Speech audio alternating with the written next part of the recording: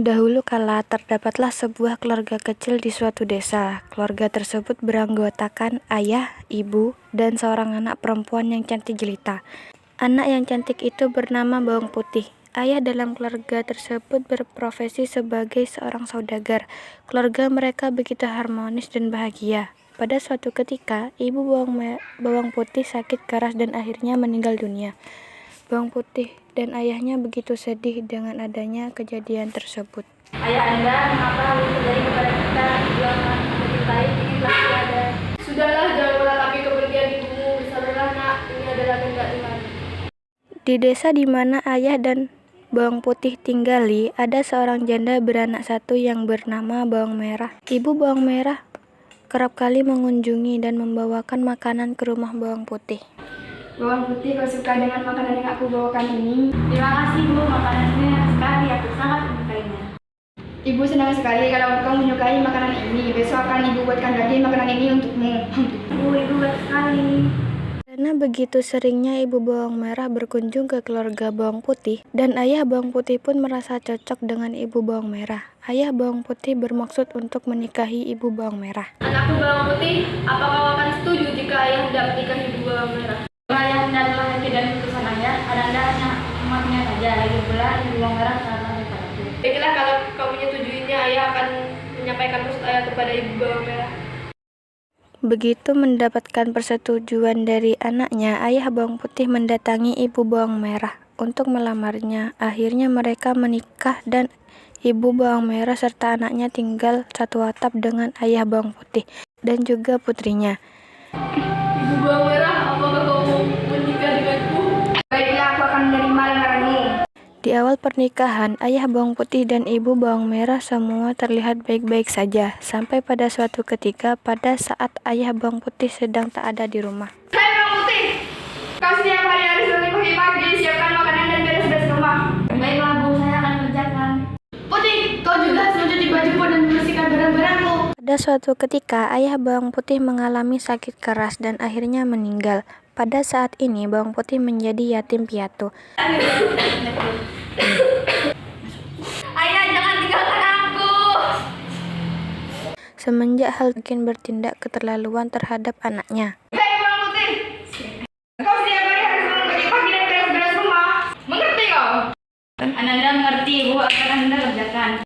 Pada suatu ketika, Bawang Putih sedang mencuci pakaian di pinggir sungai. Tiba-tiba, salah satu pakaian milik ibu tirinya terhanyut. Saat ia menyadarinya, Bawang Putih mencoba untuk meraih kembali pakaian milik ibu tirinya tersebut.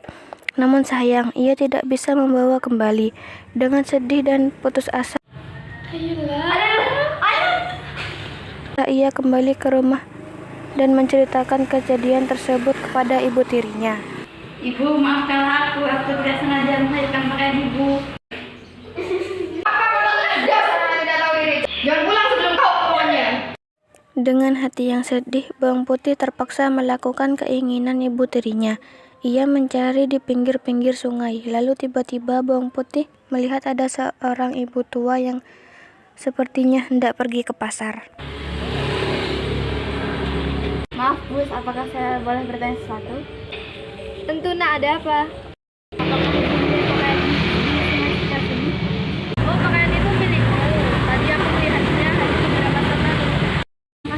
Terima kasih, aku akan mencarinya lagi Bu. Saat pencarian pakaian tersebut tak terasa hari sudah mulai gelap. Bawang Putih harus menemukan tempat untuk bermalam karena tidak akan sempat untuk pulang ke rumah. Tiba-tiba ia melihat sebuah gubuk tua. Permisi, apa ada orang di dalam? Siapa dirimu, Nak? Ada apa malam-malam begini? Nama saya Bawang Putih, Nek. Saya sedang mencari baju milik ibu saya yang hanyut di sungai dan saat ini saya butuh tempat untuk bermalam. Bolehkah saya bermalam di sini, Nek?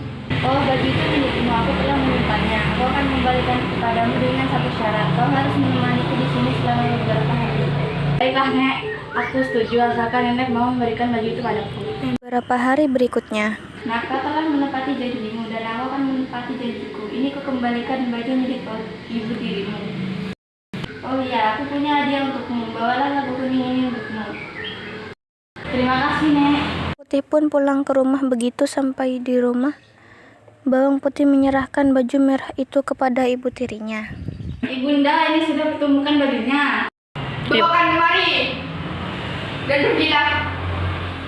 Ketika bawang putih pergi ke dapur untuk mengupas labu kuning pemberian dari nenek tadi, begitu terkejutnya bawang putih ketika mengetahui dalam labu tersebut terdapat emas permata yang begitu banyak.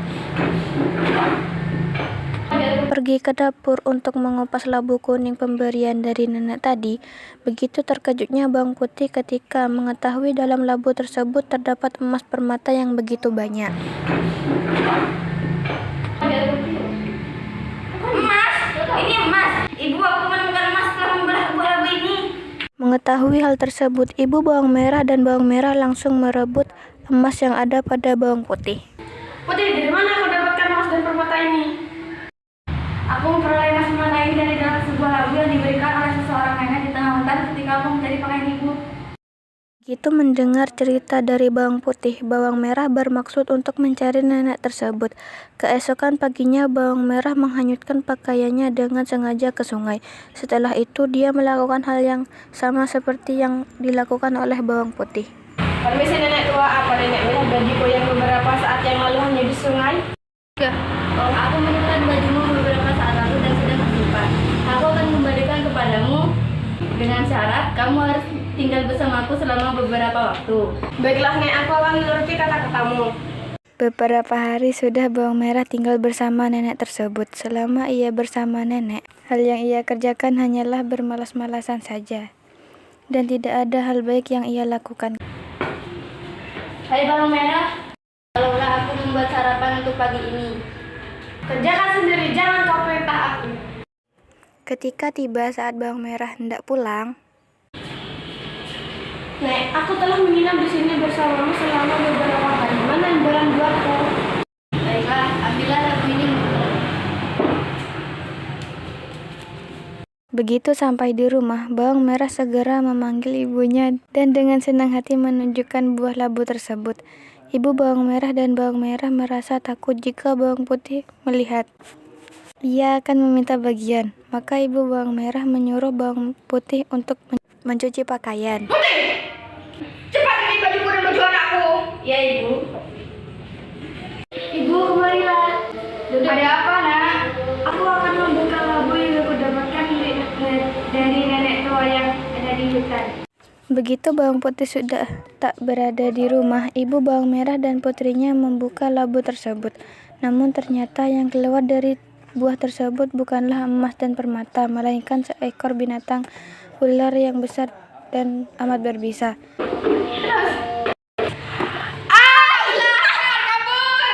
Ular tersebut langsung menyerang ibu bawang merah dan bawang merah sehingga akhirnya mereka meninggal dunia.